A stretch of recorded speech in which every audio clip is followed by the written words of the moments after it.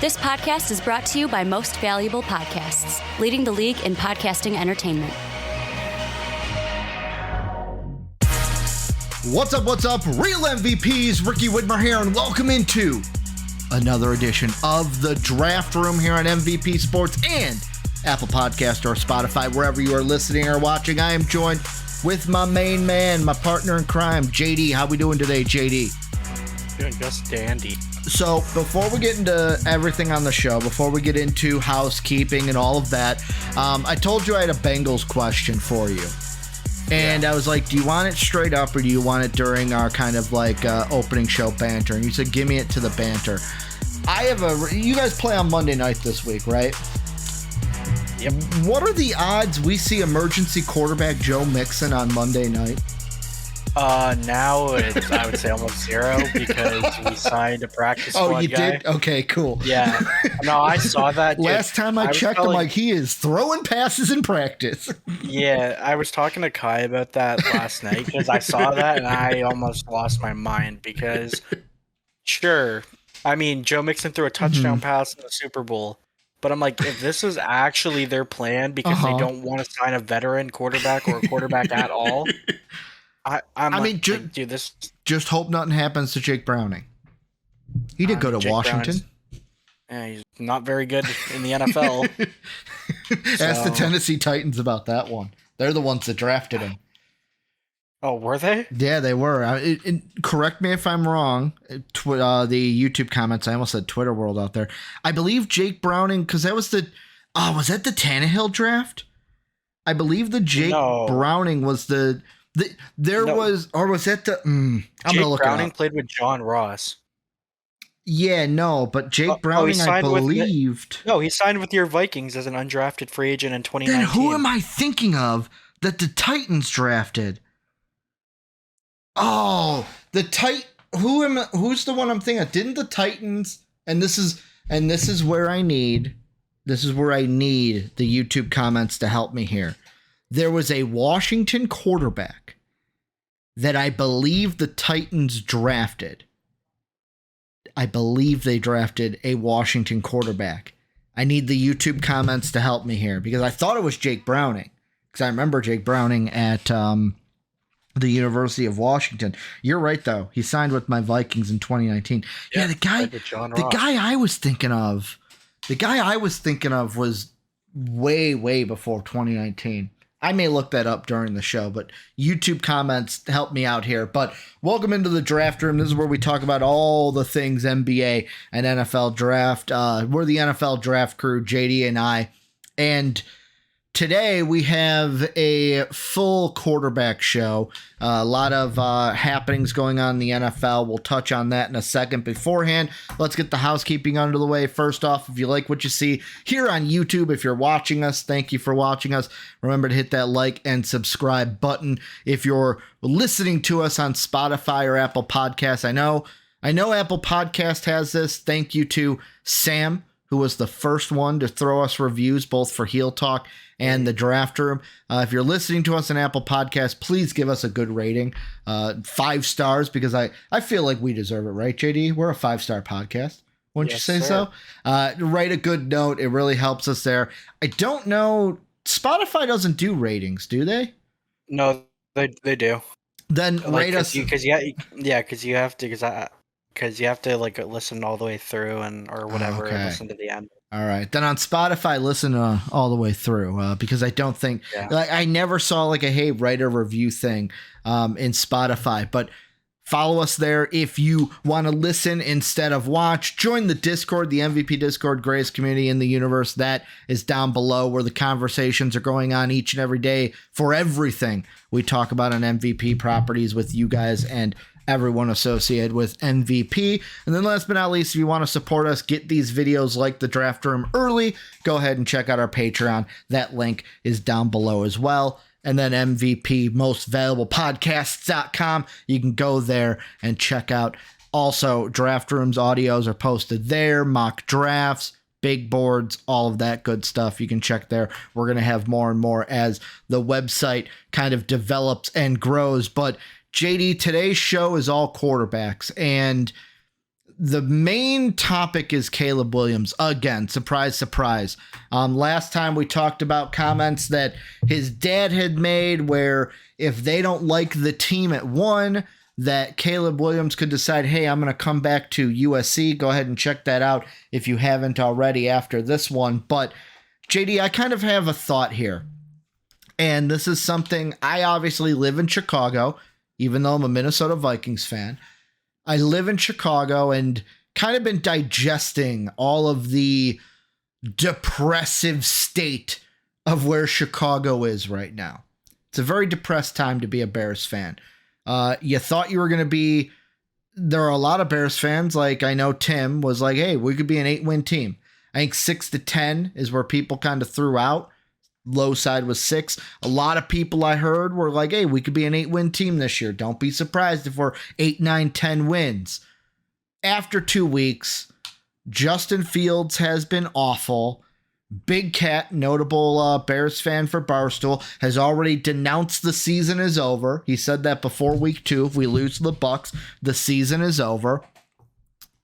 And there's a lot of talk about how Justin Fields may not be the guy, JD. I had the thought, and this is not a unique thought, a lot of Bears fans are having this thought right now. The Bears have 2 picks in the draft. They have their own, and they have the Panthers. Both teams are 0-2. Now, there's a chance that both picks end up being 1-2, and the Bears can just draft outright Caleb Williams and Marvin Harrison Jr., but there could be a possibility where there is a team, not them, at number 1. Also, not the Cardinals or not the Texans. Because I think if the Cardinals or Texans are number 1, those picks are both with the Cardinals. Cardinals aren't going to trade those picks for any reason. My question to you is, first off, if you were a Bears fan right now, would you be, after 2 weeks of an 18-week season, 17 games, after 2 losses to start the year, would you be all in on tanking for Caleb Williams and sending Justin Fields out the door? Yeah, well, I'm going to also just say this because, as a Bengals fan, I'm ready to do the same thing. Not necessarily with... And you just paid him.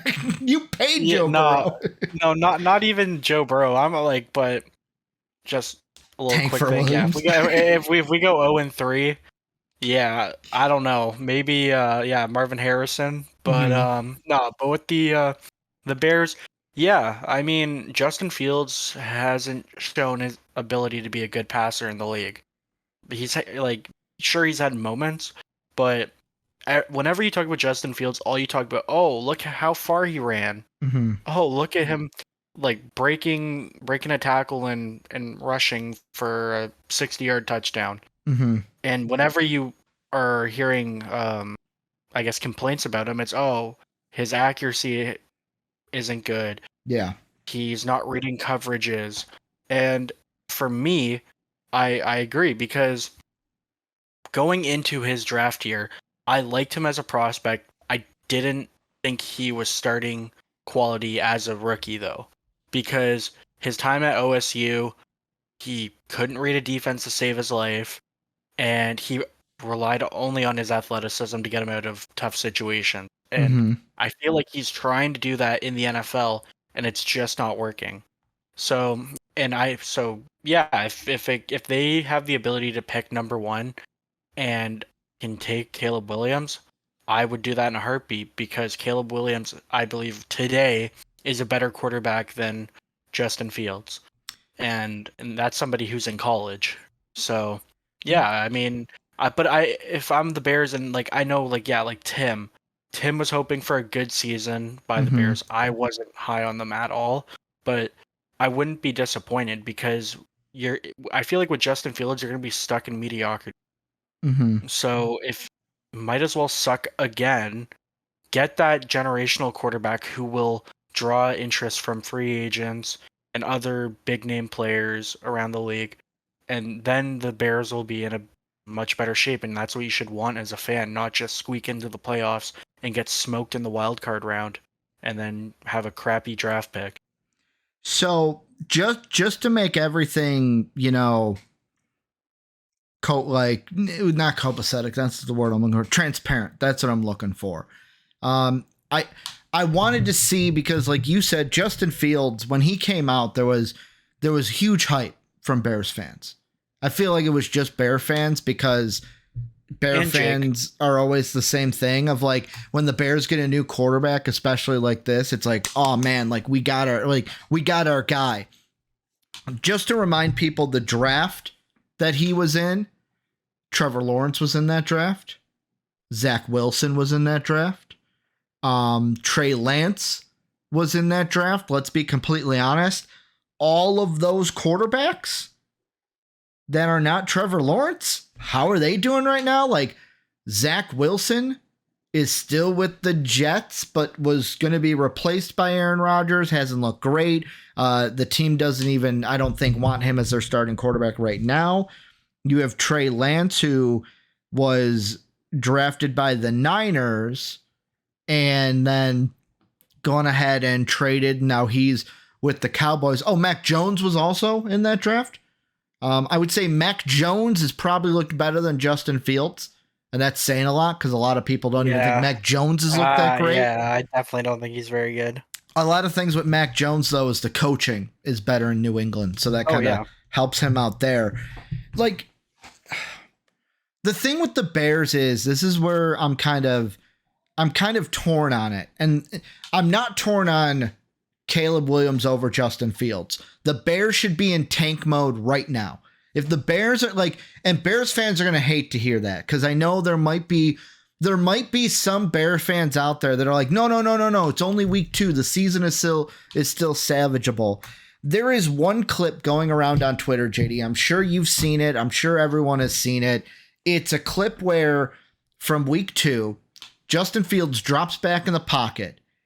I counted, JD, because the video I saw, the dude who was a Chicagoan is like, this is the best pocket you could ever get in the NFL.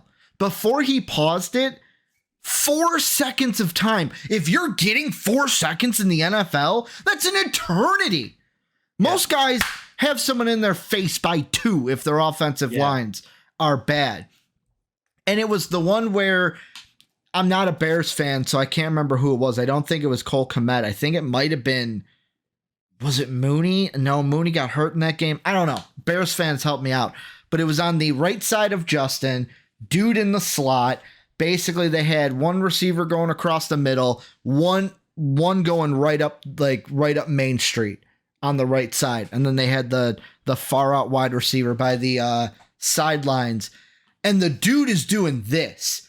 There is daylight. Nobody around him. The easiest pass. JD, I'm not a quarterback by any means. I could not play in the NFL, couldn't play in college. I could have made that pass. I am confident in my abilities that I could have dropped back and threw that dime so that he could run into the end zone. I am confident in that. And Justin Fields, like, the play ended with him panicking, and I believe that's the one where he ran up right into the middle into 2 dudes' arms and fell onto the ground. Yeah. Like, that is not an NFL quarterback. That is a problem. So, like, for me, the Bears should be all in tank mode. I don't care if you're someone that's like, the season should be salvageable. Go tank mode, because you are never going to get a prospect. Or I shouldn't say never. Prospects like Caleb Williams don't come along as much. I was going to ask you, I don't know if this is all hype or real at this point. There are some experts out there saying that Caleb Williams now is as good as Patrick Mahomes is right now. Oh, that's no. That is being thrown out there. There's a part of me that goes, let's pump the brakes there. But there's a part of me of like, hey, do they see something that I don't? Because let's be honest, Caleb Williams slinging it right now. Like, yeah, who has USC played? But he is slinging it right now. Yeah, Caleb Williams is obviously good, but to compare him to Patrick Mahomes, who's the best in the world, I mean, that's far. He's the BOAT, the best of all time. Is he going to be the best? Is he going to be better than Brady? Is that what he's going to be? I don't know. He has a long way to go for that, but he's got a lot more Super Bowls to win. But here's my problem with the Bears getting Caleb Williams. First off, you have, to me, the biggest obstacle is the Arizona Cardinals. because the Bears and the Cardinals are in the driver's seats here. Because number one, the Bears own the pick to the Carolina Panthers also, and they are 0-2. Bryce Young has not looked great. There was the clip from Monday night where he didn't even know how to line up under center, which is a bad thing in the NFL. I don't know if you knew that. But there's also I've seen Coach JB, who used to be Last Chance U coach on Netflix. He tweeted out something I couldn't agree more. Bryce Young could have stayed at Alabama, made $8 million with NILs.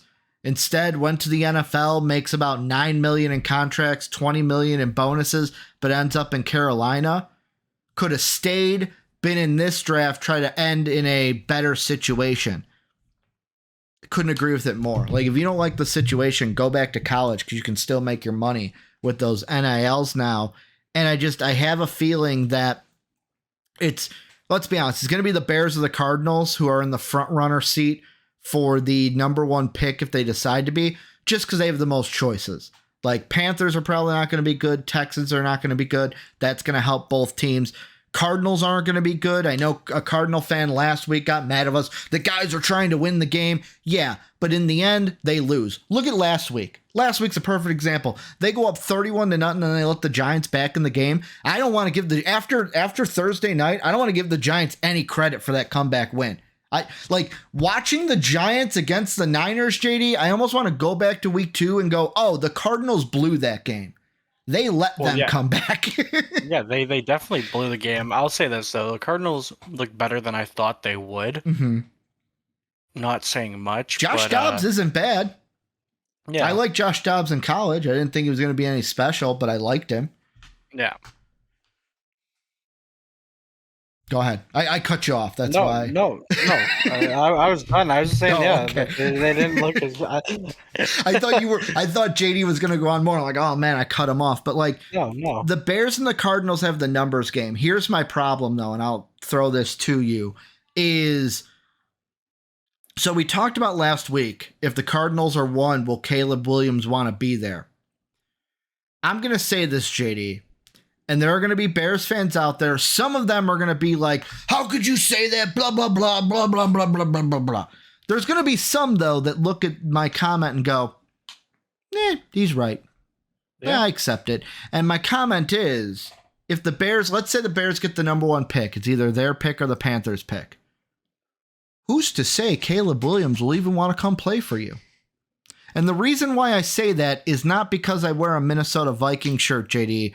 It's because living in Chicago, I know Bears history very well through osmosis.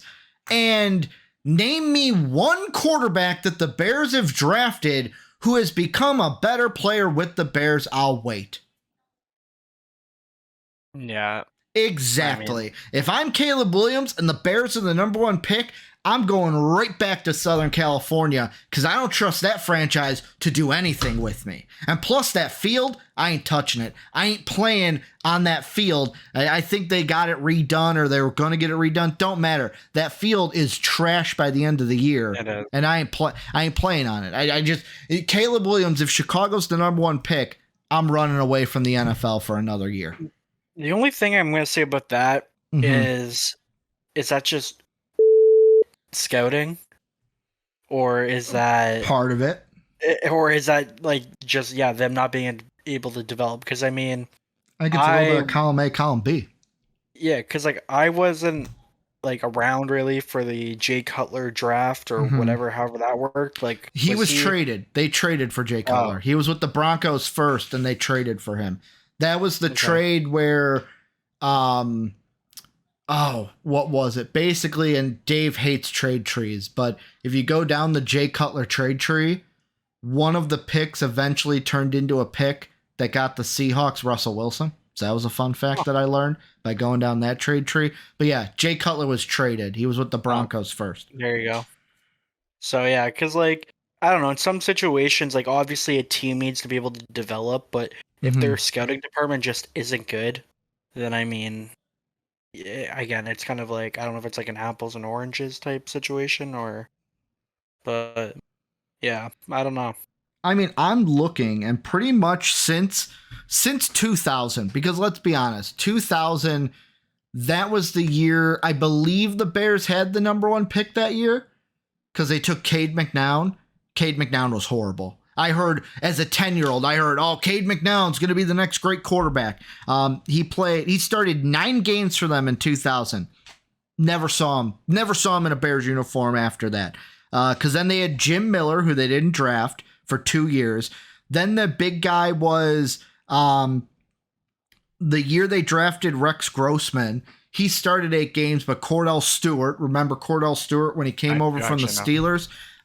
Yet again, a guy they didn't draft. In that season, Cordell Stewart, 7 games. Chris Chandler, don't know if you remember that name, but Bears didn't draft him either. Believe Chris Chandler used to be with the Falcons before being with the Bears.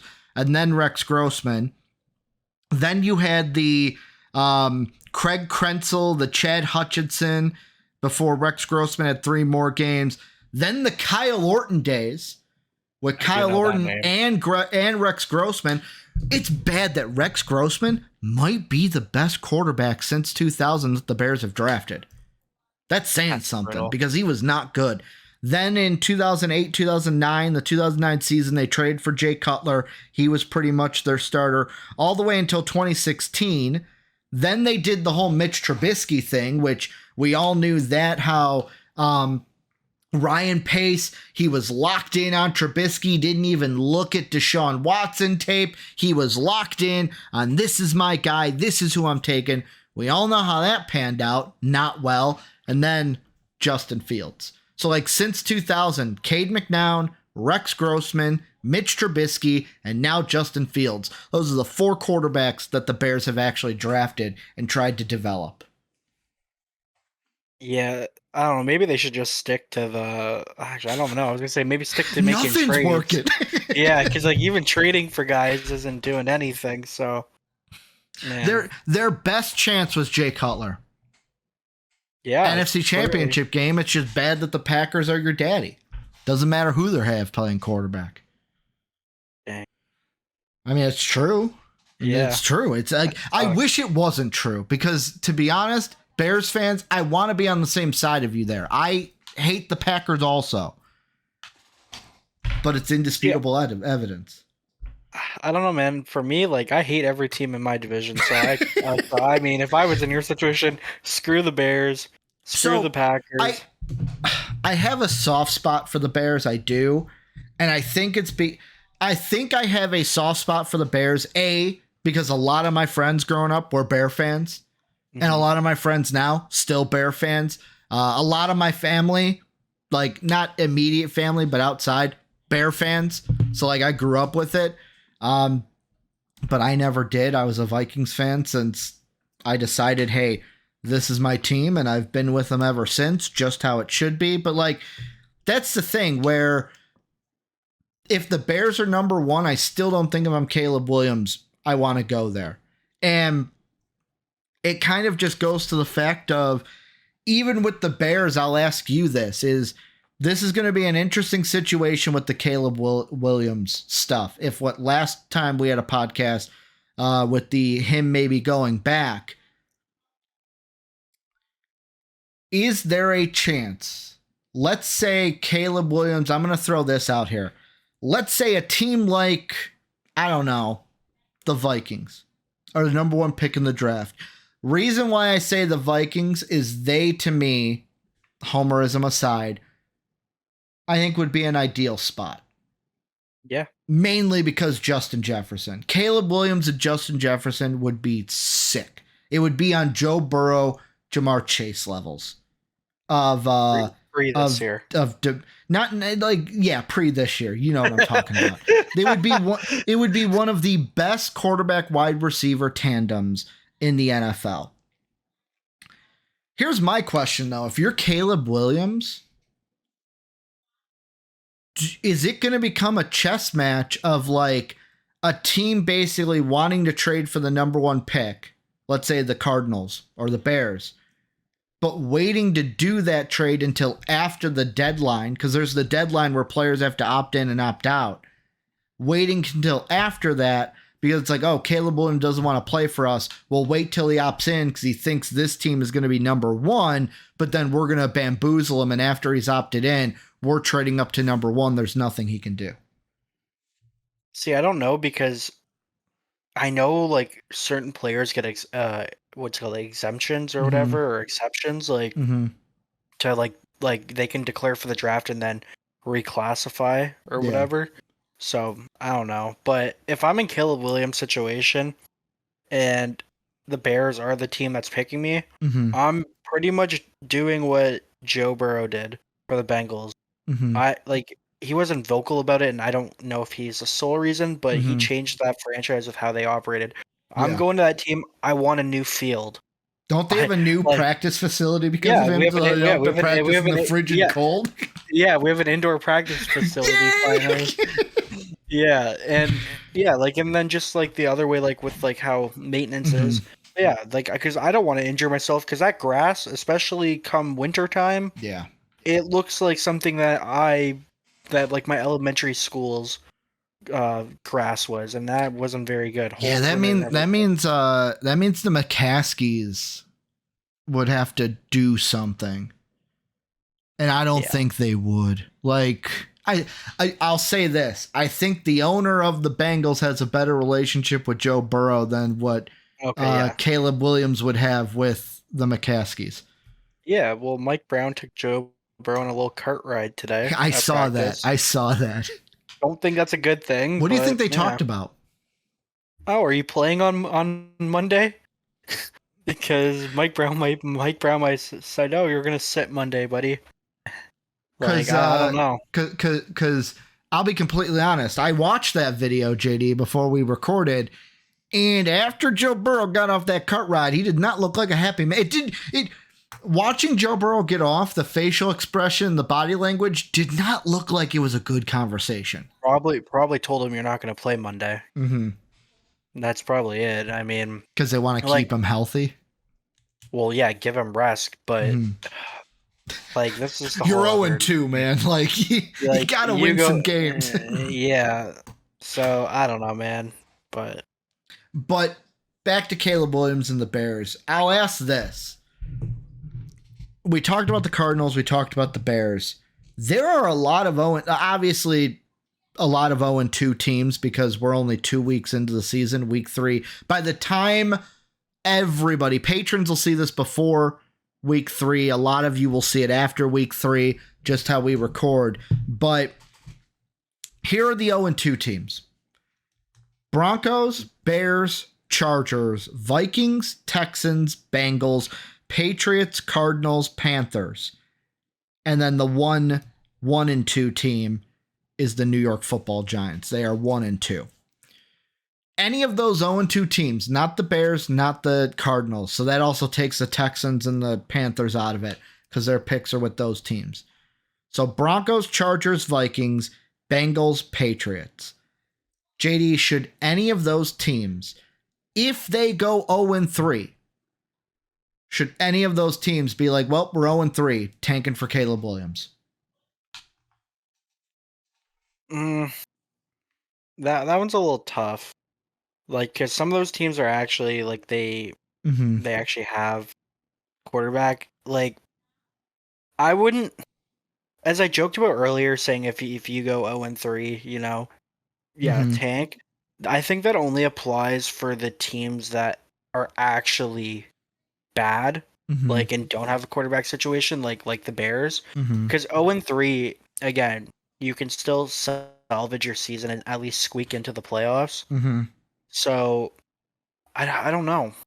Because can you say those teams again? Yep. Broncos, Chargers, Vikings. Yeah. Bengals, Patriots. Yeah, like, so the only two that I could say maybe would be the Vikings and the Patriots. Just because... Hey, we're on the same page! Yeah, just because, again, what I've been saying, not just me, but a lot of people have been saying with the Vikings, and you yourself. Yeah. You guys need a quarterback. You like Kirk off the field, but on the field, I love Kirk off the field. Yeah. Watching on the field. Watching quarterback on Netflix was the worst thing I could have done coming into this season. Yeah. Because I want to like him so bad. Yeah. So, I don't know. It's, like the Patriots, they could definitely use him. Mm-hmm. But I just don't think their team as a whole is good. Not just the quarterback, but. So I agree with you. Vikings and Patriots. The thing about the Patriots that I think about, though, is I said this in our personal Discord when I was hanging out with buddies, JD. I said there was something I read that apparently, so Don Shula, old coach of the undefeated Miami Dolphins, apparently in 2017 talked bad about the Patriots because of Spygate. Apparently, we found out recently something that Bill Belichick has told Don Shula, where basically it was along the lines of like, I will never be able to take your perfect season now, so I am going to keep coaching until I take your all-time wins. So Bill Belichick has like confirmed that he's going to keep coaching until he takes Don Shula, becomes the all-time winningest head coach. So Don Shula is no longer at the top of the list. Which I mapped it out. If he wins 8 to 9 games a year, that's about 3.5 to 4.5 years. Dang. So we could see Bill's another old, half though. a decade of Bill. I don't know. That's the only reason why I'm like, I don't know if the Patriots tank, because Bill Belichick has got ulterior motives and he ain't giving up a year of wins to be able to get a quarterback. Unless you're thinking, hey, if I tank this year, I get Caleb Williams, then I'm winning about 10 games a year with Caleb Williams. I'm just getting those wins back in a year. But I think Bill Belichick's going out there to win. I'll be honest. Yeah. I think to me, it's a tiered system. Tier 1 is the two teams that you said, Vikings and Patriots. They could benefit the most from Caleb Williams. Like I said, Vikings, Justin Jefferson, pay the man, and then get him Caleb Williams would be awesome. The Patriots, Mac Jones is not better than Caleb Williams. I would take him in a heartbeat. Anybody would. The other tier 2, that's where I have the Broncos. That's where I have the Chargers. That's where I have the Bengals. Nah, Bengals are tier 3. There's a difference. Then I rethought it, JD. Tier 2 is the Broncos and the Chargers because they are teams that I don't know if I go full tank after 3 weeks. But if we turn into a 4-loss team, and then a 5-loss team, and then a 6-loss team, then those attentions later on start to turn with, hey, we don't need that number 1 pick, but look at what that number 1 pick got the Bears last year. And that was for Bryce Young. No.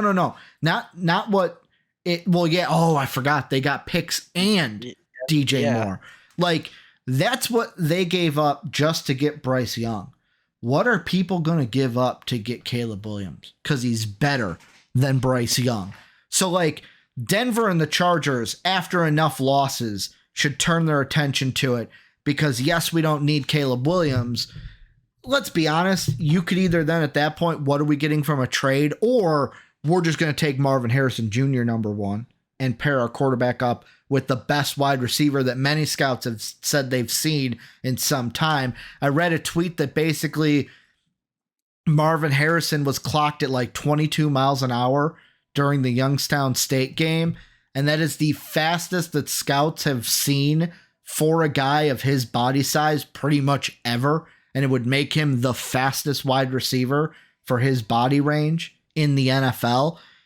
The Bengals, I would say, are the third tier, where even if the Bengals go 0-3, even if they go 0-4, you're never going full tank. You are a Super Bowl caliber team. You're pushing. But if, let's say, you get to 10 losses, there's eventually a loss marker where the Bengals should then turn on the tank, because the Bengals would be all about, what draft capital can we get from a trade? Yeah. Open market at that point if you're number 1 and you're the Bengals. Yeah, no. JD's sitting there like, please don't speak that into existence. Yeah, Ricky. dude, I'm having a hard time with football, with the Bengals right now. Hey, So at least the Gators won. buddy, I've been more excited over college football than the NFL, and I thought the Gators are going to be complete dog water. So I mean, but yeah, no, like exactly, that would definitely be the situation, and they would tank to trade the pick. Mhm. But I mean, like you said, with Joe Burrow as your quarterback, Mhm. even if he's coming in with 3 games left, he is gonna play balls to the wall Mhm. just to win those games. And I mean, and the team has set up that winning culture. So even if injuries get in the way, I don't think they're gonna tank as long as Burrow or Zach Taylor is in charge. Yeah, no, and that's the thing. That's why it's the tiered system for me. But I'll be completely honest. I think the big game this week that is going to throw a wrench.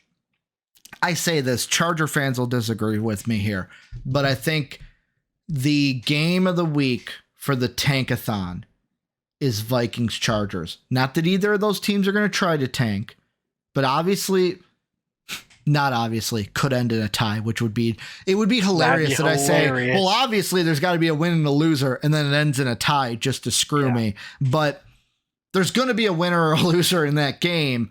Whoever loses that game, Chargers, Vikings, one of them at 0-3 has to at least be thinking about a tank for Williams.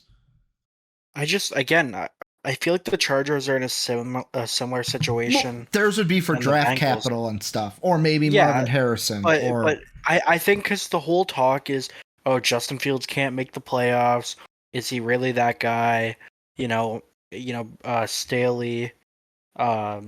So I just think that, again, they're going to be trying to squeak into the playoffs, and I just don't think that they will go full tank. Because, again, I don't know their team on paper isn't bad, but they just fumble the bag every single time. So I don't know. So before we move on to the last thing we're going to talk about, JD, remember that this is also for anyone in the YouTube comment section that did your homework. I'm going to make sure that you did it. So if you haven't, pause here. Remember, I asked you who the Titans drafted, who I confused Jake Browning for. I found out the answer. You ready to know who it is? Yeah. Also, the first name Jake. This is why I got the names mixed up. Jake Locker. Oh, remember Jake Locker? I do know that. Do you remember what draft class he was in? Because it's a doozy. No. Cam Newton went number 1 overall in that draft class. Jake Locker was the second quarterback off the board all the way at 8. Then at 10, the Jaguars. Who did the Jaguars select, JD? Blake Butthole. Blake Yo Gabba Gabba. No, not Blake. Not Blake. Not Blake Borders. Blaine Gabbert. Blaine Yo Gabba Gabba. That was Blaine Gabbert. Then the Vikings at 12 selected one of my most hated quarterbacks in Viking history. People know his wife more than him now. His wife was like, was it Sam Bradford? No, not Sam Bradford. No, he started with the Rams. His wife has the first name Sam. She worked for ESPN as I think she was college game day. I always get him and Sam Bradford mixed up. Yeah, you do, obviously. Yeah. No, he was not good. He was awful. Played for Florida State, so you saw him play in college because you watched him play Florida. Yeah. JD, his last name is a word for no, not Nick Foles. No. This is his last name is if you were to think about something, someone would say you are. What are you doing? If you're thinking about something, it starts at a P. Oh, I'm just blanking this thought. Ducks swim in this. Pond. Water. Buddy, put an ER after it. Ponder. Christian Ponder. Oh, Christian Ponder. Yeah. Samantha Ponder would be his wife. Other quarterback. Let's see. Were there any other quarterbacks in the first round? No, but the Bengals took one in the second round. The Red Rocket. Andy Dalton. Andy Dalton was taken. Oh, guess who else was taken in the second round right behind Andy Dalton? Who? Colin Kaepernick. Oh. Yeah, it was an interesting draft class. Not a lot of good quarterbacks in that one. Ryan Mallett was drafted by the Patriots in that one.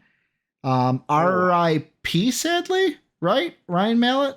Oh yeah, I forgot about that. Sure. Yeah, I just reading his name, I was like, wait a second. His name was in the news recently. I'm sorry for that. R.I.P. I feel like there was Sorry a for few backup. Wasn't that Brian Hoyer draft? No, Brian Hoyer's older than that. I'm looking. I'm not seeing any more quarterbacks. Oh, Ricky Stanzi was drafted by the Chiefs in that one. He was out of Iowa. I liked Ricky Stanzi.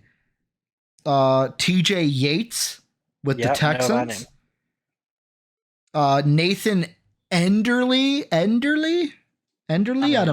out of Idaho was drafted by the Bears, backup quarterback for the Bears for a while. And then Tyrod Taylor, 180 to the Ravens. So Tyrod Taylor was in that draft class too. But yeah, Jake Locker was the name that I was confusing Jake Browning with. That's the moral of the story. But JD, let's end the show with another quarterback topic. And this kind of blends into what you and I were just talking about. So I sent you a tweet today. Not today, yesterday. No, yesterday. It was today for me because it was early in the morning. But here's what it said. It's from JPA Football. Trending. Deion Sanders revealed that Shedeur Sanders won't be going to the NFL next year and that Shedeur doesn't want to be 2 to likely number 1 overall pick Caleb Williams. He told @TaylorRooks on @Bleacher Report. Deion adds that with his NIL is paying college athletes right now, Shedeur can probably afford to wait a year. This is the exact quote. Shedeur doesn't want to be 2 to nobody. He don't go down like that. So people projecting him behind Caleb Williams is phenomenal, but Shedeur ain't no backseat rider. He drives his Maybach. He doesn't have a driver in it. He drives it. Which I just love that little dig where it's like the hey, I drive my car. I don't have a personal driver. Basically like throwing a little dig at Caleb Williams. I love it because that JD, that is going to be a banger of a game when Southern Cal and Colorado play each other this year. The reason why I sent you that though is, what do you think the probability is? Give me a percentage probability that neither Caleb Williams or Shedeur are in the draft this year. For both of them? Both of them stay. Less than a 10%. Really? If you were to say one of them, because I think Shadeur's gonna stay. I do think 35% chance. Well, 35 to 40% chance I'm going with. And that's only because the Bears and the Cardinals have 4 draft picks to get the number 1 pick. That's it. That's the only reason. That's the only reason. 35 to 40. I wanted to go 40 for 4 picks. They have 4 chances to get number 1. I don't think Caleb Williams wants to go anywhere near Chicago, go anywhere near Arizona. Shadeur's already staying. That's what Deion said. And let's be honest, we talked about Shedeur last show. We didn't really think we thought there was a higher probability of him staying. You even said it because you were like, this is his first kind of year with Power 5 footage. Yeah. Yeah, exactly. So not every quarterback comes out in 1 year and shows that they are NFL ready, or scouts are iffy to kind of pull the trigger on them. So I think I think it just makes sense because show another year. He obviously looked good at Jackson State, but that's Jackson State, and he's looked better than I thought he would in Colorado. So yeah, it doesn't hurt to play as a senior, up that draft stock, because if you have another year of what you're doing or playing how you're playing now, yeah, you'll definitely be moving up draft boards. And it's like we talked about off camera. If you were watching that Colorado State game, he looked pretty bad for about 95% of it. He just looked unsure, was thrown into double, triple coverages, just not making the right reads. and missing throws. Mhm. And then, but in the final 5% of the game, the final drive, he was leading his team down the field Mhm. to win the game. And it's just finding that consistency, which I think he will find if he stays another year in college. Watching that game, because Jake, Dave, and I watched the whole thing. First thing I will say is you got to give shout out to the Colorado State coach for even giving Shedeur a chance to win that game. Because as we were watching it, it was a big 4th down. I think it was like 4th and 3 or something. And Jake was screaming at the broadcast in Discord. And he's like, just go for it. Go for it. Go for the kill shot. You have the win. Go for the kill shot. And what did they decide to do? They decided to punt it away, give it back to Shedeur with under 2 minutes. Shedeur ties the game for him. So it's like a go for the kill shot. You're on the road in Colorado. You go ahead and do it. That's number one. Number two is I just look at this and I go, there's a part of me that says I get not wanting to go number two to somebody, but I also do like yeah, I know I'm better than him. I'm going to show you why I'm better than him. I like that competition. That's why I kind of want them both to stay. I want that competition to be forced next year because how awesome. I know we're talking about 2024, but the 2025 draft class, if the entire year is led by, there's some people that are going to say, oh, quarterback discussions. Like, no, I don't want the whole year just to be about Caleb Williams and Shedeur, because that's all it would be next year. Number one, number two, who's going one, who's going two. But how awesome would that be all year? I think it would be awesome. All year, have that rivalry. They get to play each other. Like, they'll play each other this year. They'll get to play each other again next. Well, no, they won't unless they schedule it. I forgot the Pac-2 ain't a thing anymore. Yeah. Oh, that's kind of sad. This might be the last meeting between they gotta schedule that conference game with each other, or they meet in the playoff. That would be even better. Next year, they both run their conferences because let's be honest, besides Ohio State and Michigan and maybe Penn State, the Big Ten ain't got nothing. Like USC could easily come in and just run the Big Ten. They're that good. And I mean, it's gonna be so weird seeing them in the Big Ten. Yeah, they're gonna run that conference. Like they are gonna. It's gonna be them, Michigan, Ohio State. Just those are the favorites, and it's probably gonna be Ohio State versus USC in the Big Ten championship game next year. Because no way those two teams are gonna be in the same side of the conference. And then Colorado going to the Big 12. I'm sorry, Colorado's team might be better than most teams. I think it's them, Texas, and Oklahoma is what I would say is my front runners for next year's Big 12. Well, remember, they're going Texas to the and Oklahoma are in the SEC. You're right, so they're not even there. Yeah, the Big 12, Colorado could easily run that conference without Texas and Oklahoma there. They join the conference there. and they win it right in the first year. Yeah, so I could easily see those two teams in the playoff and having a Shedeur, Caleb Williams playoff, number one, number two, who's going to be the number one quarterback? Like, oh, sign me up for it. However, I feel bad because if they both stay, JD, this draft class takes a huge hit. Oh, 100%. If Caleb Williams and Shedeur Sanders stay, because I'll be honest, I don't know how you feel about this. I'm going to say it.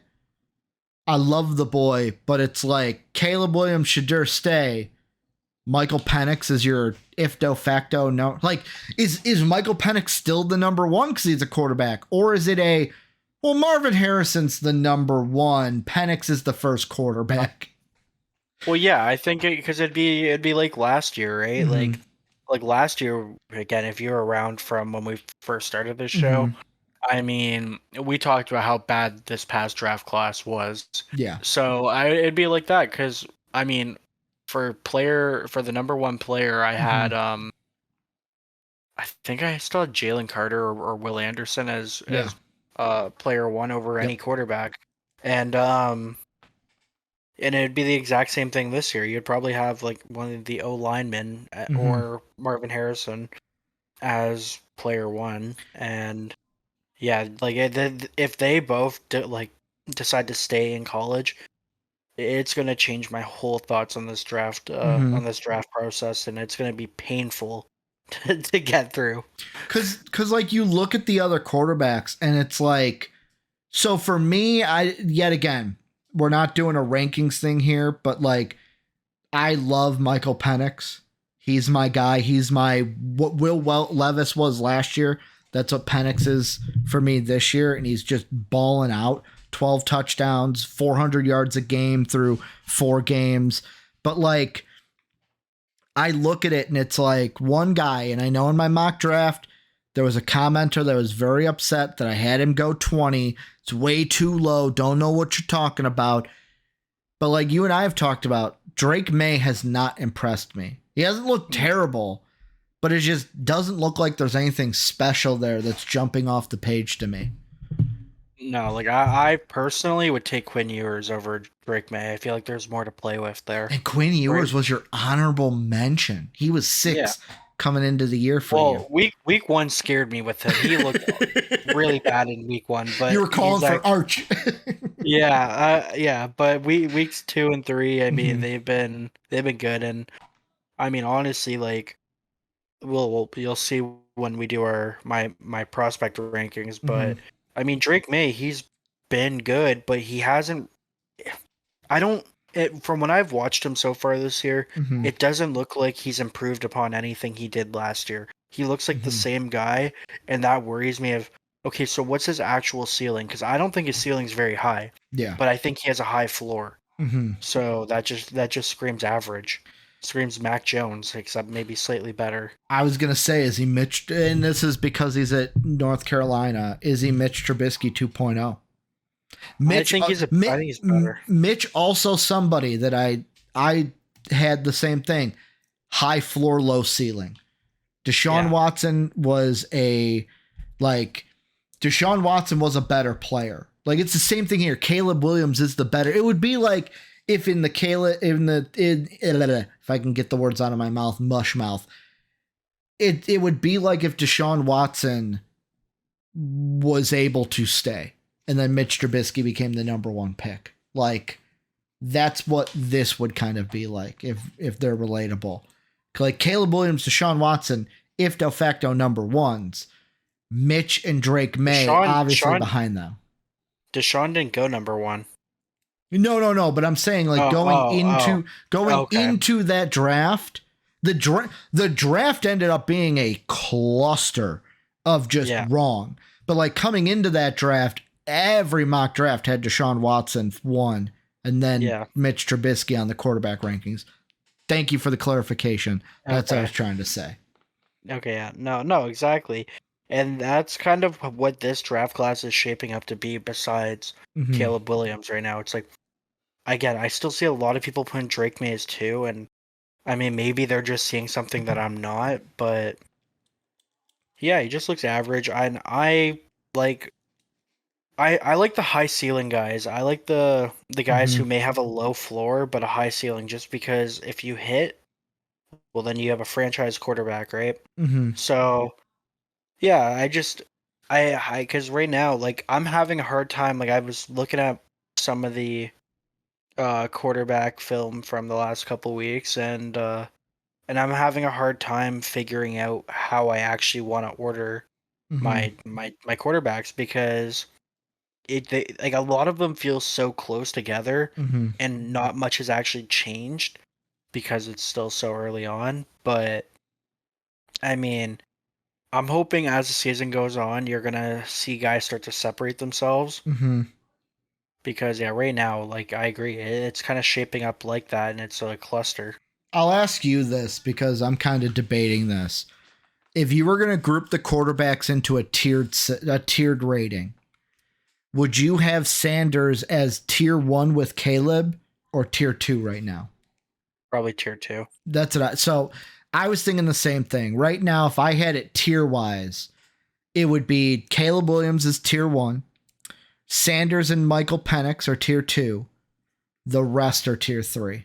So like May, Nix, and Ewers are tier 3. So for me, I would have more in tier 2. Like I would have Mhm. Ewers probably in tier 2 right now. I just want to see more from Nix and Ewers. That's the thing. I like what I see. I just want to see more from them before I officially move them up into tier 2. Like that Alabama game was really good on them. And again, Mhm. I know Bama's not who they were, but going into Tuscaloosa and playing like they did, Mhm. it really impressed me.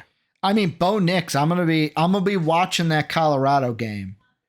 There is Bo Nix is the one I'm gonna be focusing on during that game, because if he has a very good game against Colorado, he might move up into tier 2 for me. Like, the thing with Bo Nix is I've liked him so far, but then like I asked you, I know it's not like the Chip Kelly Ducks, but is it that thing where we always see a quarterback with Oregon, because of how Oregon plays and because of like their like basically how their team is, they look really good for Oregon, and then they go to the NFL and it's like, oh, he does not look as good as he did at Oregon. Yeah. Well, and that's the thing, like I was saying going into everything, Bo Nix is definitely he's looked better than I thought. He actually looks like somebody who's improved even upon last year. Mm-hmm. And I don't know, because like his mechanics look better and his decision making is actually really decent. Like I think at worst he'll be maybe an average quarterback. Yeah. Like I think he could be like a bridge quarterback at worst. So I don't know if I would have him though as a first round talent right now. But yeah, I mean, he's somebody that I still want to see more from, because I want to see how much he jumps from week to week in terms of like his production and just his overall film. Well, and there's one thing that I haven't mentioned that I mentioned this to you before we started recording, but I want to mention it here so everybody kind of hears it, is so when it comes to Sanders, and I'm not saying that Caleb Williams doesn't have this, but with Sanders, we've seen it already. Watching that Colorado State game, watching him in that 2-minute offensive drive to tie the game and then in overtime to win the game, he impressed me more than he has done in the early season, because like if I was an NFL team needing a quarterback and watch that game, I would immediately say, I'm drafting him.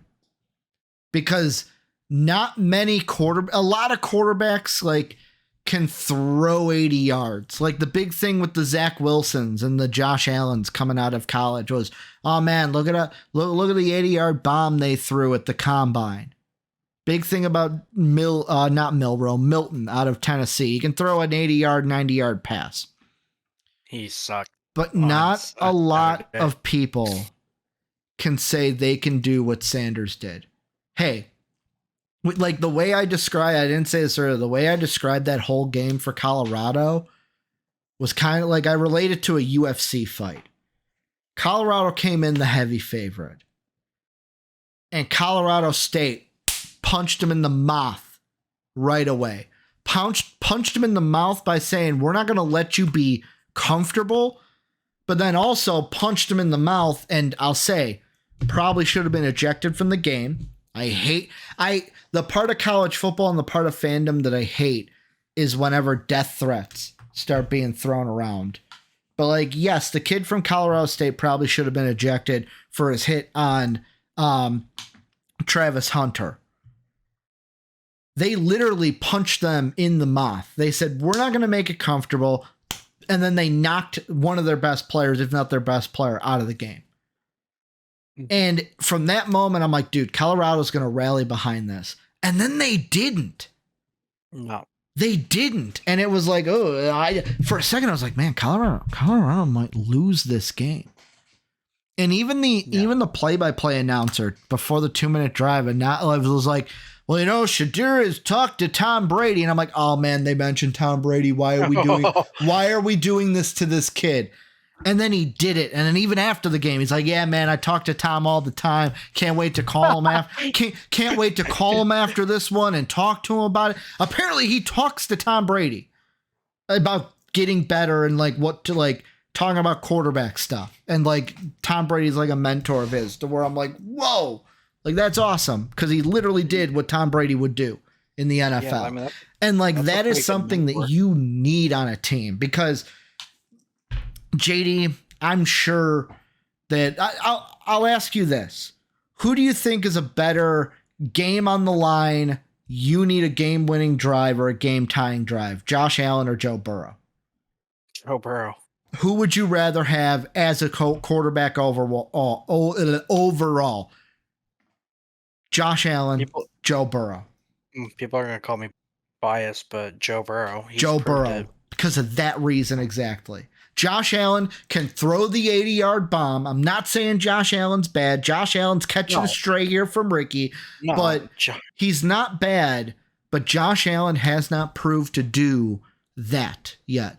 That's why a coin toss scares him. Did you see the Monday night game? How wide his eyes were when they won that coin toss? He was scared. Well, yeah, and just like again, I know football's a team game, but he's yet to make it past the divisional round. And this man, I don't understand what goes in his head, but he's... Bills fans are like, why are we catching strays all triple coverage? Josh Allen, yeah, I want that. I want the triple coverage right now. And don't get me wrong, Shadir did show that earlier in the game. Yeah. No, exactly. So, but no, like let me just say, like Josh Allen's a fantastic quarterback. I mean, if you have him over Joe Burrow, I mean, I disagree, but I mean, hey, like, but yeah. I wonder why you disagree. Am I wrong though? You just said you agreed. You're not wrong, but like when I say it, it's different than when you say well, it. That's why I hate when people ask me. They were like, it was easier when I had Andy Dalton as my quarterback. Oh, where do you have Andy Dalton? Where do you have Andy Dalton? JD, like, I hate when people ask me because it's like, what do you expect me to say? No, I don't like my quarterback. No, but when it's facts, like. Oh, I'm not sorry. I'm not sitting here saying Graham Mertz is Heisman winner for Florida. Like, no. By the way, JD, I got to thank you. Thank you, but also then thank myself that I picked the right one. After talking to you about the Florida Gators rushing attack, week 1 against Utah, against Tennessee, I took Johnson's under. Yeah, Montreal. Pretty good bet. Thank God I didn't take Travis Etienne's under because I almost did that too. Well, Travis Etienne's not Travis.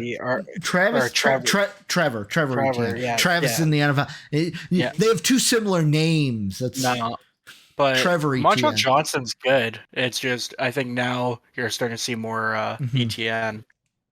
But yeah, I was so happy I took his under in that game. But I got one last question when it comes to all this. The main thing in Deion's quote was he's not number 2 to anybody. Do you think there's a possibility we can get towards, let's say the Cardinals are the number 1 pick? Caleb Williams. I'm not going there. I'm staying. If Shadur waits until Caleb makes a decision, and if Caleb comes back, Shadur goes, all right, I'm going. I'll do what he's not going to do. I'll go. I'll be number 1. Or do you think Shadur also would be like, I don't want to end up in that situation? I just don't think Shadur this year is number 1 pick worthy. I don't really know if there's much. Even without Caleb Williams, if Caleb Williams stayed, Shadur wouldn't be number 1? No, I don't. Wow. I don't have him as QB2 for me. Because the thing is, unless he literally does what Joe Burrow did in his LSU season in 2019, I don't see how you can justify with all the with all the other quarterbacks like Quinn Ewers, like Bo Nix, Michael Penix, like they've proven it for such a long period of time in college, or not. I guess really not Quinn Ewers, but I mean, still they've proven it. I'd feel more comfortable taking one of those guys over Shadir at number 1 Yeah, just because he hasn't. You're crazy. No, You're crazy. In my mind, you're crazy, JD. I don't think what is so for you. Would Shadir be QB2 Yeah, over well, Penix? it would be either Penix or Shadir. Probably by the end of the year, Shadir is probably going to be my QB2. The thing that I think that we need, like, I think you bought into the hype train right now. Like, there's a part of it I it's have. only But yeah, like because we're only 3 weeks in. But I'm telling you, I watch him play, and I'm like I've seen enough. Like obviously he can get better, but like him and Caleb Williams are the two guys that I would be like, I'd have no qualms drafting on draft day. Now, Yeah. I'm going to add something. I agree with you in the sense I don't think Shadur goes to the NFL if Caleb Williams stays. I don't think he's even thinking about Caleb Williams. Want to know why? No. He's worried about himself. No. It's not. It has nothing to do with himself or personally. It has everything to do with him and his dad. I think that the only way he leaves is if Colorado wins the Natty this year. Because what's going to happen is they're going to have a great... this is what I'm thinking. They're going to have a great year this year. They may make the playoff. Like, making the playoff would be pie in the sky best season. But let's say they have a great season. Don't make the playoff because USC wins the Pac-12. The main thing on his mind is going to be coming back, getting better, winning a national championship with his dad. Yeah. This year's all about we coming. Next year's about we winning. That's what I think. Next year, Natty's going to be on Colorado's mind. Yeah. Well, also is the Dion's kids rankings. Is Shadir at number 1 on that kids ranking right now? Why? Because of his other son? Because his other son plays cornerback? Well, his other son's at like the one that's on Buffalo is like number 4 on the rankings. He's at the bottom. The one that's on Colorado is what you're saying? Yeah. Because I was gonna say, like, if he wants to keep those rankings up, I mean, if he's at number 1, I mean, he probably goes back to please his dad. Yeah. Well, I mean, like, no, I think it means. I think winning a national championship with his dad would mean more than going to the NFL this year. No, I honestly think that. Like, yeah, all jokes aside, yeah, for sure. I mean, it would be a very cool moment between the two, but plus his brother too. Can't forget. Yeah, I'm not saying it's definitely going to happen next year. They have a better chance because they're going to be in the Pac-12, which is not going to be that good. I'm sorry, the Big 12. I get them mixed up now because they're basically going to be the same thing. Yeah, I mean, again, we got to see what happens next year. Colorado's been recruiting pretty well. Next year, who's going to be a worse conference, ACC or Big 12? Probably the ACC. The ACC sucks.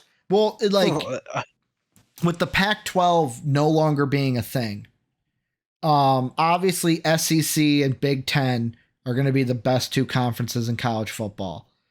It's basically who's third behind that. Would it be the Big 12, where they're adding in like Colorado but losing Texas and Oklahoma? Or would it be the ACC, who's basically keeping everyone the same but adding in like Stanford, Arizona, ASU, and I think somebody else? I would still go the Big the Big 12 because I mean, I feel like the ACC, I believe, is like the worst conference besides like the Sun Belt and the and the Mountain West. Out of the we're talking Power Fives. Yeah. We're talking Power Fives. Yeah, like just they have like 2 teams, and one of those 2 teams almost lost to Boston College. And you're not saying this just because your biggest rival's from the ACC, right? And there's nothing to do with this. Nothing to do with this. Even Clemson. I don't think Clemson's very good at all this year. I hate Dabo Swinney. You just wanted to bring up Clemson so I could say I hate Dabo Swinney, didn't you? No, I just proved my point. Oh, I can't stand him. Any final thoughts, JD, before we end this one? Yeah, I hope I just hope that Caleb Williams actually, goes into the draft and that way we can, because like I want to like this draft class so badly. Last year again, it turned out to Dude. like the draft itself turned out to be decent. We're gonna love But- it because of the wide receivers. Well, yeah, because like I cannot deal with another awful draft class. I can't. So yeah, I'm just hoping the Shadir, maybe he goes back to college. Mhm. Caleb Williams enters the draft, and we actually have stuff to talk about. People are gonna hate me, JD. I want both of them to go back. I know it's early. I want both of them to go back. I want to see next year be the Caleb Williams, Shadur Sanders 1v1 the entire year. Who's one, who's two. JD, we're going to have enough fun this year talking wide receivers. Like, the wide receivers are going to run this draft class. Let's just have fun with those guys. Like, we're going to be talking about where do we see the wide receivers going? Which wide receivers help out who? Someone's going to make a trade for number 1 to try to get Marvin Harrison Jr. because the Cardinals or the Bears won't end up with the number 1 pick despite having 4 chances to get it. It may be the Denver Broncos. Who knows? I don't know. I'm just throwing out a Payton. surprise team that nobody thought would be 0-2 Broncos to don't start look the that year. bad though. I mean, yeah, like I didn't think the Broncos would be very good. But, I'll be honest. Commanders look good. Maybe their defense. I'm telling you this, and I am sorry, Commander fans. I doubted the Eric Bieniemy effect. I was looking so far into who your quarterbacks was that I forgot who your OC was. Yeah. No, they look decent, man. The thing that I question though is people calling for him to replace Ron Rivera as the head coach. That's the one thing that I'm like, I don't know. Yeah. I don't know. I don't know. The thing is, and here's what I'll say, and this goes for anything with coordinators, being a coordinator and being a head coach are 2 different jobs. Not saying Yeah. Eric Bieniemy's not ready for that. I just don't know if he is ready for that or if he's capable of that. I don't know the man. I don't know his skills, but that's going to do it for the draft room. JD, an hour and 11 is what we went today, a little bit longer. Didn't expect that Caleb Williams, Shadur Sanders to go as long as it did, but it was a great conversation. Remember, comment down below with anything that you guys want us to either talk about, anything you think about what we talked about today. Go ahead, join the Discord if you're not in it already. That link is down below, along with our Patreon. You can check out mostvaluablepodcast.com. Remember to like and sub if you're on YouTube. Follow the podcast if you're on Spotify or Apple Podcasts. Leave a review on those sites as well. JD, here's the thing. This is full transparency for everybody out there. JD, you asked me a question this week. Do you remember what you asked me in regards to the draft room? If we want to do weekly. If we wanted to do weekly. Here is where we are at on that. I wanted to do this full transparency. I just forgot to tell you I was going to do this. Yeah. Because I completely forgot. So I have messaged Dave about it. Dave said he wanted to talk about it. We just haven't talked about it. Him and I'll probably have a discussion maybe. For you guys out there, the only way I would want to go full weekly is if NBA and NFL were on the same side.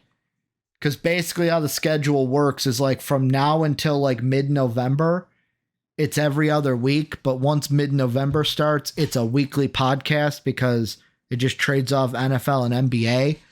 And then after the NFL season, it would just turn into a weekly NBA podcast. It just depends on if Dave would be cool doing it weekly after the NFL. So I'm doing full transparency just to get you guys hyped that we may be switching to a weekly format. So let us know down below what you guys would prefer, or tweet at us at MVP_vids.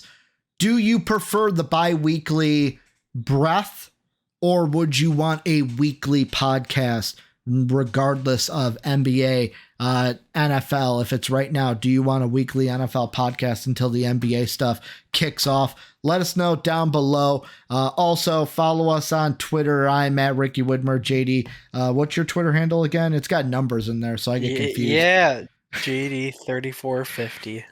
Thank you guys for everything you do, and as always, have a good day, everybody. See ya. As always, we'd like to thank the people that make these videos possible, our patrons whose names are displayed on the screen now. If you would like to become a patron, go ahead and click the Patreon icon in the bottom right. And if you'd like to check out another video from MVP Sports, hit the video in the upper left. As always, thanks for watching.